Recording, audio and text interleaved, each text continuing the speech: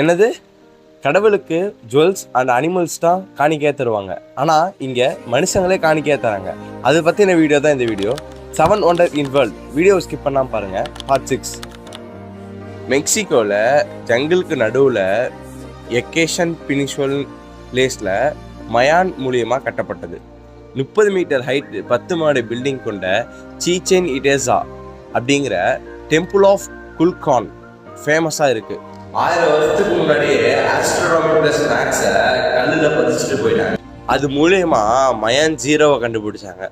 நாம் 500 வருஷத்துக்கு அப்புறம் தான் அதை லேர்ன் பண்ணோம். அதிசயம்தான், ஆனால் உண்மைங்க. இக்வானிக் அன்னைக்கு ஈவினிங் 3 மணிக்கு மேலே பிரமிடுக்கு மேலே பாம்போட நிழல் தெரியும்னு சொல்கிறாங்க. இது வருஷத்தில் 2 தடவை தான் நடக்கும்.